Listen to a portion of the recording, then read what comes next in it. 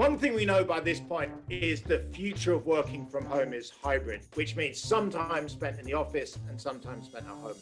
The most controversial question about hybrid is how much choice you should give individual employees about how many days they work from home. And the big change for me has been, if I look back, I thought what would be great is to let every employee choose what they want to do. So like a menu. If you run things forward to July, August 2021, I've spoken to hundreds of organizations and come to the conclusion that full choice isn't a good thing. The first reason for being concerned about people choosing which days is mixed mode. Mixed mode is this horror whereby there's 6 of you in a meeting, 3 are at home in individual Zoom boxes and the other 3 in the office in one similar sized Zoom box with their tiny heads. You can see they're talking, something happens, there's some controversial statements.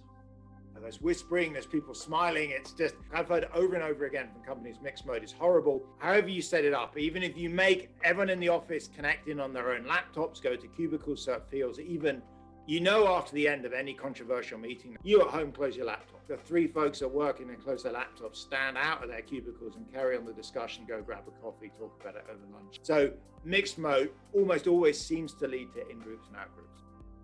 The second reason for being concerned about people choosing their days were the issues around diversity. If you look at who wants to come in on which days, it's not random. So we've surveyed 50,000 working age Americans. In the data, we see that college-educated women with young kids, disabled people want to work from home more, people living far from the office, low-income people that can't afford transport. Put simply, this various subsets of people that are going to end up choosing, if you give them the choice to work from home, let's say 4 or 5 days a week. So in many ways, that makes total sense, and we want that flexibility. The tricky thing is if they're doing that and other groups, let's say single young men living next door, are going to come in 5 days a week, you can see this is going to lead to a huge diversity crisis, because when you have teams whereby some folks are working from home 4 to 5 days a week, other folks are coming in full time, there's a big disparity in promotion. In one study, folks working from home had half the rate of promotion of those being in the office. So if you let people choose, in the short run, they're potentially really happy.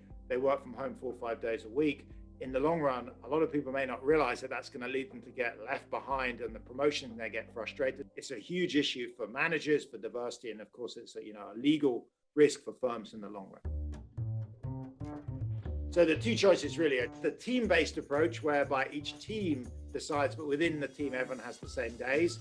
And then there's the company decides. Apple, for example, recently announced everyone's going to come in Monday, Tuesday, Thursday, work from home Wednesday, Friday.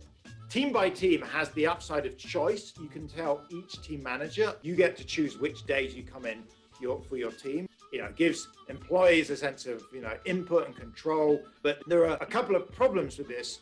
The most immediate problem, I think, is use of space. We surveyed 50,000 people and asked them which days they'd like to work from home. You'll not be surprised to know that it's basically Monday, Friday. So everyone says they want to work from home Monday, Friday. Well, it's a problem if you're a firm and you're trying to either save an office space or you're trying to reduce density because people don't want to be crushed in elevators and lobbies. So either way, if you have the office empty on Monday, Friday, that doesn't make sense. So that's one problem with letting people choose team by team. Second problem with letting teams decide versus letting the center decide is what's called the great unraveling.